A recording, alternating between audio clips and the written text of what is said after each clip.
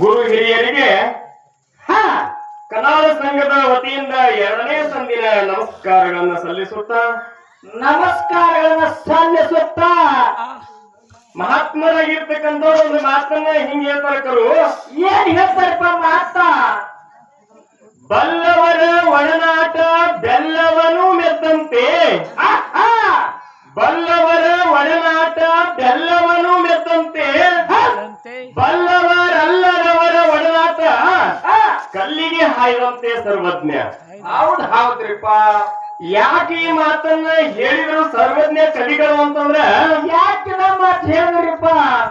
ಯಾರು ನಮಕ್ಕಿಂತ ಜಾಣರಿರ್ತಾರೋ, ನಮಕ್ಕಿಂತ ಬುದ್ಧಿವಂತರಿರ್ತಾರೋ, ನಮಕ್ಕಿಂತ ಜ್ಞಾನ ಪಂಡಿತರಿರ್ತಾರೋ, ಹೌದು, ಅವರ ಜೊತೆಗೆ ನಾವು ಸಂಘವನ್ನ ಮಾಡಿದೇವಿ ಅಂತಂದ್ರ, ಹೌದಾ, ಅವರ ಒಡನಾಟವನ್ನ ನಾವು ಮಾಡಿದೇವಿ ಅಂತಂದ್ರ ಏನ್ ಸಿಗ್ತದಪ್ಪ ಲಾಭ?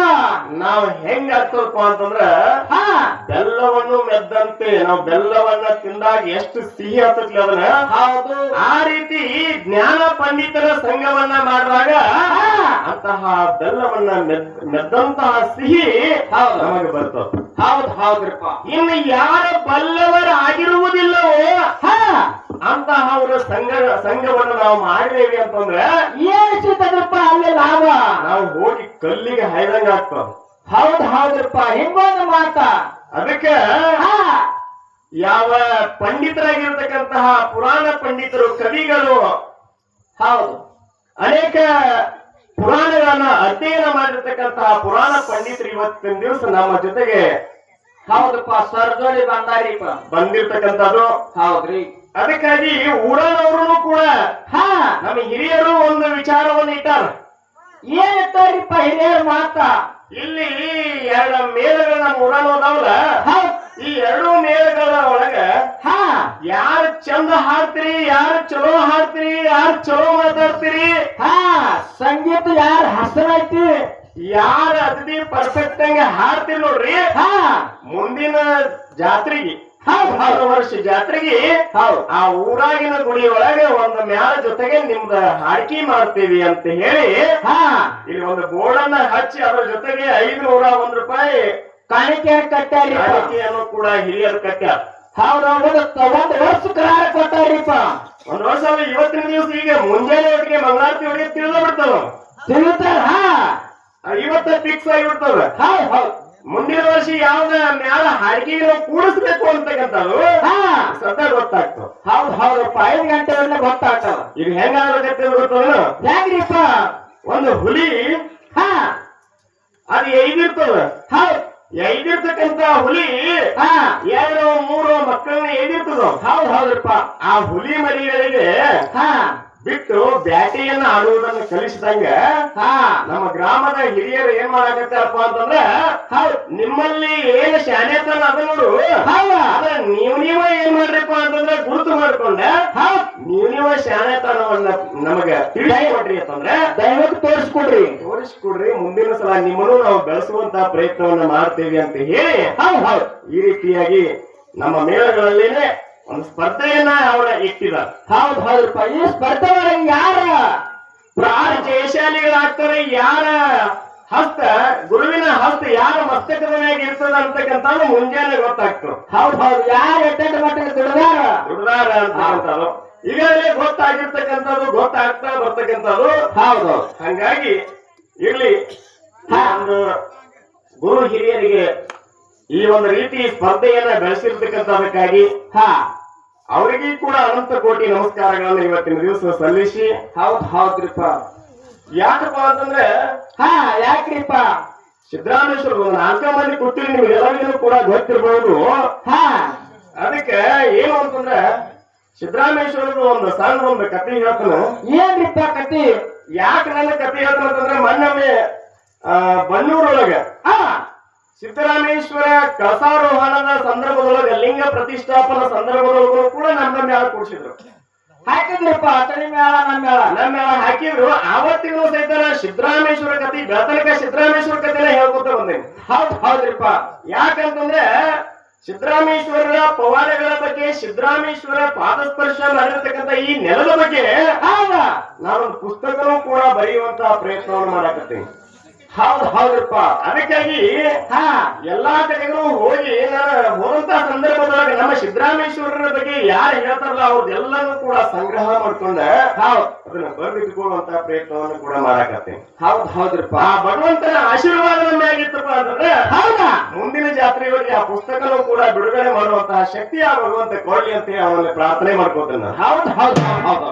ಅದಕ್ಕೆ ಈ ತೆಲಸಂಗಿ ಗ್ರಾಮ ಮತ್ತು ಕನಾಳ ಗ್ರಾಮ, ಕಕಮರಿ, ಬನ್ನೂರು ಗ್ರಾಮ, ಈ 3 ಗ್ರಾಮಗಳ ಒಳಗ ಈ ಭಗವಂತನ ಪಾದಸ್ಪರ್ಶ ಆಗ್ಯದ. ಹೌದು ಆಗಿದ್ರಪ್ಪ. ಈ ದವನದ ಹುಣ್ಣಿಮೆಯ ನಿಮಿತ್ತ ತೆಲಸಂಗಿದಾಗೂ ಸಹಿತ ಶರಣ ಸಂಸ್ಕೃತಿ ಮೇಳವನ್ನ ಮಾಡಾಕತ್ಯಾರ. ಹೌದ್ರಪ್ಪ, ನಡೆದ್ರಪ್ಪ. ಈಗ ಸಿದ್ದರಾಮೇಶ್ವರದ ಪ್ರವಚನವನ್ನ ಹೇಳ್ತಾ ಸಿದ್ಧಾರೂಢರ ಚರಿತ್ರೆಯನ್ನು ಅಲ್ಲಿ ಕೂಡ ಏನ್ ನಾಮಸ್ಮರಣೆ ಮಾಡತಕ್ಕಂತ. ಆ ತೆಲಸಂಗಿನೊಳಗ ಒಬ್ಬ ರಾಜ ಇದ್ದ, ಗುಣೋದರ ರಾಜ ಅಂತ ಹೇಳಿ. ಆ ಗುಣೋದರ ರಾಜ ಏನ್ ಮಾಡ್ತಿದ್ದ ಅಂತಂದ್ರೆ ಪ್ರಜೆಗಳ ಯೋಗಕ್ಷೇಮವನ್ನು ನೋಡಿ ಚಂದಂಗೆ ಆಳ್ವಿಕೆಯನ್ನ ಮಾಡ್ತಾ ಇದ್ದ. ಹೌದು. ಆ ಸಂದರ್ಭದೊಳಗೆ ಏನಾಗಿತ್ತು ಅಂತಂದ್ರೆ ಈ ಸಿದ್ದರಾಮೇಶ್ವರರು ಈ 3 ಊರೊಳಗೆ ಭಿಕ್ಷೆಯನ್ನು ಬೇಡ್ತಾ ಇದ್ರು. ಹೌದ್ರಪ್ಪ. ಭಿಕ್ಷೆಯನ್ನ ಬೇಡುವಂತ ಸಂದರ್ಭದೊಳಗ ಏನಾಗ್ತ್ರಿ, ಆ ಗುಣೋದರ ರಾಜ ಏನ್ ಹೇಳ್ತಾರಪ್ಪ ಅಂತಂದ್ರ ಇವ್ರನ್ನ ಕರೆಸ್ತಾನ ಆಸ್ಥಾನ. ಹೌದು. ಸಿದ್ದರಾಮೇಶ್ವರರನ್ನ ಕರೆಸ್ತಾನ. ಹೌದು. ಕರೆಸಿ ಸಿದ್ದರಾಮೇಶ್ವರರಿಗೆ ಹೇಳ್ತಾರೋ, ಏನಂತ ಹೇಳ್ತಾರ್ರಿಪ್ಪ, ನೋಡ್ರಿ ಸ್ವಾಮಿಗಳ, ನೀವ ಈ 3 ಗ್ರಾಮಗಳ ಒಳಗ ಭಿಕ್ಷೆ ಬೇಡಕ್ ಹೋಗ್ಬೇಡ್ರಿ. ಆ ತಂದಾಗ ಸಿದ್ದರಾಮೇಶ್ವರರು ಆಯ್ತು ರಾಜರೇ ಅಂತ ಹೇಳಿ ಅವ್ರು ಬರ್ತಾರ. ಆದ್ರ ದಿನವೊಂದ ಕಾಯಕ ಅವ್ರ ಜನ ಹುಟ್ಟಿರ್ತಕ್ಕಂಥದಕ್ಕಾಗಿ ಅವ್ರ ಕಾಯಕನೇ ಬೇಡುವಂತಹ ಒಂದು ಜೋಳಿಗೆ ಜಂಗಮರು. ಹೌದ್ರಪ್ಪ. ಅದಕ್ಕಾಗಿ ಅವ್ರು ಏನ್ ಮಾಡ್ತಿದ್ರು ಅಂತಂದ್ರ ರಾಜನ ಮಾತು ಮೀರಿ ಮತ್ತು ಈ 3 ಗ್ರಾಮದೊಳಗೆ ಅವರ ದಿನನಿತ್ಯದೊಳಗೆ ಭಿಕ್ಷೆಯನ್ನ ಬೇಡ್ತಾ ಇದ್ರು. ಹೌದ್ರಪ್ಪ. ಅವಾಗ ಆ ಗುಣೋದರ ರಾಜ ಏನ್ ಮಾಡುವ ಅಂತಂದ್ರ ಏನ್ ಹೇಳ್ತಾರಪ್ಪ, ಅವ್ರ ಕಾಯಕ. ಅದಕ್ಕೆ ಗುಣೋದರ ರಾಜ ಏನ್ ಮಾಡಿಬಿಟ್ಟಪ್ಪ ಅಂತಂದ್ರ ಈ ಸ್ವಾಮಿ ನಾ ಹೇಳಿದ ಮಾತನ್ನ ಮೀರಿ ಆದ್ರೂ ಭಿಕ್ಷೆ ಬೇಡಾಕತ್ತೇನ, ಇವನನ್ನ ಏನ್ ಮಾಡ್ಬೇಕು ಅಂತಂದ್ರ ಒಂದ ಹಗಿ ತೆಗದ ಆ ಹಗಿಯೊಳಗ ಮುಚ್ಚಬೇಕು ಅಂತಂದ. ಹೌದ್ರಪ್ಪ. ರಾಜ ತನ್ನ ಮಂತ್ರಿಗಳಿಗೆ, ತನ್ನ ಸೇವಕರಿಗೆ ಆ ರಾಜ ಆಟೆಯನ್ನು ಮಾಡಿಬಿಡ್ತಾನ. ಏನಕ್ರಿಪ್ಪ, ನೀವು ಏನ್ ಮಾಡ್ರಿ ಅಂತಂದ್ರ ಆ ಸಿದ್ದರಾಮಯ್ಯ ಅನ್ನುವಂತಹ ಸ್ವಾಮಿ ಈ 3 ಗ್ರಾಮದೊಳಗ ಭಿಕ್ಷೆಯನ್ನು ಬೇಡಕತ್ತಲ್ಲ, ಅವನು ತಂದು ಈ ಹಗೆದೊಳಗ ಮುಚ್ಚ್ರಿ ಅಂತ ಉಗಿದು ಬಿಡ್ರಿ ಅಂತಂದಾಗ ಸೇವಕರ ಈ ಸ್ವಾಮಿಗಳನ್ನ ಕರ್ಕೊಂಡ, ಅಜ್ಜನ ಕರ್ಕೊಂಡ ಹೋಗಿ ಹಗಿಯೊಳಗ ಹುಗಿದು ಬಿಡ್ತಾರ. ಹೌದ್ರಿಪ್ಪ. ಹುಗಿದು ಬಿಟ್ರು. ಹುಗಿದ 1 ದಿವಸ ಕಳಿತು, 2 ದಿವಸ ಕಳಿತು, 3ನೇ ದಿವಸ ಕಳೆದ್ರು ಸಹ ಇಲ್ಲಿ ಏನಾಗಿತ್ತಪ್ಪ ಅಂದ್ರೆ ಈ 3 ಗ್ರಾಮದೊಳಗೆ ಮತ್ತೂ ಸಿದ್ದರಾಮಯ್ಯ ಸ್ವಾಮಿ ಮುತ್ಯ ಭಿಕ್ಷೆಯನ್ನ ಬೇಡ್ತಿದ್ದ. 4 ಮಂದಿ ಕಣ್ಣಿಗೆ ಬಿದ್ದವ. ಕಣ್ಣಿಗೆ ಬಿದ್ದಾಗ ಅವರೆಲ್ಲರೂ ಹೋಗಿ ಮಹಾರಾಜನ ಬಳಿ ಹೇಳ್ತಾರೆ, ಮಹಾರಾಜರೇ ನಾವು ಸಿದ್ದರಾಮಯ್ಯ ಮುತ್ಯನ ಈ ಹಗೆಯೊಳಗ ಮುಚ್ಚಿದೀವಿ, ಆದ್ರೂ ಭಿಕ್ಷೆ ಬೇಡಾಕತ್ತ ನೋಡ್ರಿ, ಹೆಂಗ ಹೊರಗೆ ಬಂದಾನ ಏನೋ ಅಂತಂದ್ರ ಅವ್ರ ಸೇವಕರು ಹೇಳ್ತಾರೆ. ರಾಜರಿಗೆ ಹೇಳಿದಾಗ ಆ ಹಗೆಯನ್ನು ತೆಗೀರಿ ಅಂತ ಹೇಳಿ ರಾಜ ಆಜ್ಞೆಯನ್ನು ಮಾಡ್ತಾನೋ, ಎಲ್ಲಾರು ಕೂಡಿಸಿ ಆ ಹಗೆಯನ್ನು ತೆಗಿತಾರೆ.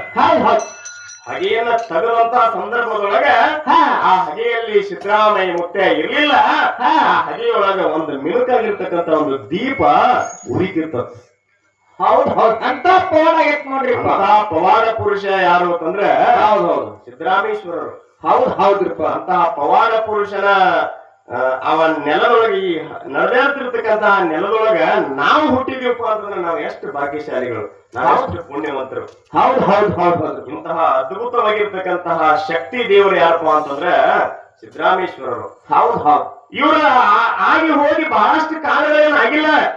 ಒಂದು 300-400 ವರ್ಷಗಳ ಹಿಂದೆ ಅವ್ರ ಬದುಕಿದ್ರು. ಈ ಸಮಯದೊಳಗ ಅವ್ರನ್ನ ನಾವು ಹಾಡಿ ಹೊಗಳ್ತೀವಪ್ಪ ಅಂತಂದ್ರ ಅವ್ರ ನಾಮಸ್ಮರಣೆಯನ್ನ ಮಾಡ್ತೀವಿ ಅಂತಂದ್ರ ಒಂದು ಮಹಾತ್ಮರು ಒಂದು ಮಾತು ಹೇಳ್ತಾರೆ. ಹಿಂಗ್ ಹೇಳ್ತಾರಲ್ಲ, ಹ್ಯಾಂಗ ಹೇಳ್ತಾರಪ್ಪ ಮಾತ, ಶರಣನನ್ನು ಮರಣದಲ್ಲಿ ಕಾಣುವಂತ ಹೇಳ್ತಾರ. ಅದಕ್ಕಾಗಿ ಇನ್ನೊಂದು ಮಾತು ಏನಪ್ಪಾ ಅಂತಂದ್ರ ಹಾ ಮಠದಿಂದ ಘಟ ಆಗಬೇಕು. ಹೌದು ಘಟದಿಂದ ಮಠ ಆಗ್ಬೇಕು. ಹಾ ಮಠದಿಂದ ಘಟ ಆಗಬಾರ್ದು. ಹೌದು ಹೇಳಿಪ್ಪ ಮಾತ. ಹೆಂಗಂತಂದ್ರೆ ಈ ಘಟ ಇರ್ತಕ್ಕಂಥದ್ದು ಶರೀರ. ಹೌದಾ ಈ ಶರೀರ ನಮ್ಮ ವಯಸ್ಸಾದ ಬಳಕ ಮೃತ್ಯುಗೆ ಬಲಿ ಆದ ಬಳಕ ಅಂದ್ರೆ ಮರಣ ಹೊಂದಿದ ಬಳಕ ಹೌದೌದು ಇದನ್ನ ನಾವು ಮಣ್ಣು ಮಾಡ್ತೀವಲ್ಲ, ಹೌದು ಅಂತ್ಯ ಸಂಸ್ಕಾರ ಮಾಡ್ತೀವಲ್ಲ, ಹೌದು ಅದರಿಂದಾಗಿ ಏನಾಗಪ್ಪ ಅಂತಂದ್ರ ಮಠ ಹುಟ್ಟಬೇಕು. ಈ ಘಟದಿಂದ ಮಠ ಹುಟ್ಟಬೇಕು. ಹೌದು ಹಂಗ ಮಹಾತ್ಮರು ಅವ್ರ ಘಟದಿಂದ ಮಠವನ್ನ ಮಾಡಿಕೊಂಡಿರ್ತಕ್ಕಂತಹ ಮಹಾತ್ಮರು ಶಿವಯೋಗಿಗಳು. ಹೌದು ಪವಾಡ ಮಾಡಿ ಸಿದ್ಧಿಯನ್ನ ಮಾಡಿ ಯುಗ ಪುರುಷರಾಗಿ ಬೆಳೆದ ಈ ಒಂದು ಸಂದರ್ಭದೊಳಗೆ ನಮ್ಮನೆ ಮನೆಗೆ ಎಲ್ಲರಿಗೂ ಮಾರ್ಗವನ್ನು ಹಾಕಿ ಜಾತ್ರೆಯನ್ನ ಮಾಡಿಸಿಕೊಳ್ತಕ್ಕಂತಹ ಶಕ್ತಿ ಆ ಭಗವಂತನಲ್ಲಿ. ಹೌದು ಆಯ್ತಿರಪ್ಪ. ಅಂತ ಭಗವಂತನ ಸೇವೆಯನ್ನ ನಾವು ಮಾಡ್ತಾ ಇದ್ದೀವಿ. ಹೌದು ಅದಕ್ಕೆ ಈ ರೀತಿಯಾಗಿ ವಿಚಾರಗಳು ಬರ್ತಾವ. ಹೌದು ನಮ್ಮ ಸರಿಜೋಡಿ ಗುರುಗಳು ನಾವು ಅವರಿಗೆ ಹಿರಿಯರದಾರೋ ಅವರ ಹೆಂಗ ಮಾರ್ಗವನ್ನು ತೋರಿಸ್ತಾರ ಆ ರೀತಿಯಾಗಿ ಹೋಗು ಅಂತೇಳಿ ನಾನು ಹೇಳಿದೆ. ಹೌದು ಆದ್ರೆ ಅವ್ರೇನ್ ಹೇಳಿದ್ರು, ಮೊದಲಿಗೆ ಕೂರ್ಗಿ ಕೋಲ ಕಟ್ಟ್ಯಾರವ್ರ, ಹೌದು ಅವ್ರು ಹೆಂಗೆ ಹಾದಿ ತೋರಿಸ್ತಾರ ನಾವ ಅಂತೇಳಿ ಅವ್ರು ಹೇಳಿದ್ರು. ಹೌದು ಹೇಳ್ಯಾರಪ್ಪ ಸರ್. ಅದಕ್ಕಾಗಿ ಇವತ್ತು ಮೊದಲೇ ಸಂಧಿ ಒಳಗೆ ಬಹಳ ಕಣಿಪಿನಿ ಇತ್ತು. ಹೌದು ಹೇಳಿಕೆ ಬಂದ ಹಾಡಿಕೆ ಚಾಲು ಅಂತೆ ಅನ್ನುವಂತ ಮಂದಿತ್ತು. ಅವ್ರು ಯಾರು ಈಗ ಏನ್ರಿಪ್ಪ ಇಲ್ಲ.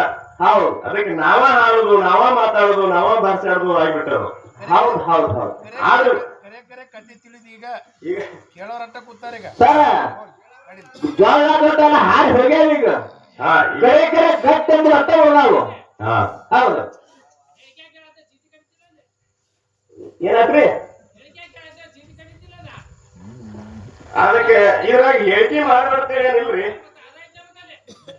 ಏನಾಯ್ತು ಓದಿ ಹೇಳ್ಬೇಡಿ ನೋಡು. ನಾ ಓದ್ತು ನೋಡ್ರಿ.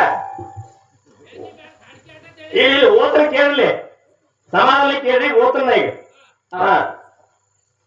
ಕನ್ನಡ ಗ್ರಾಮದ 2 ಮೇಳಗಳು ಅತಿ ಉತ್ತಮ ಹಾಡುಗಳು ಹಾಡಿದವರಿಗೆ ವಿಠಲ್ ಲಿಂಗಪ್ಪ ಅಸ್ತಿ ಇವರು 501 ರೂಪಾಯಿ ಇಟ್ಟಿದ್ದಾರೆ.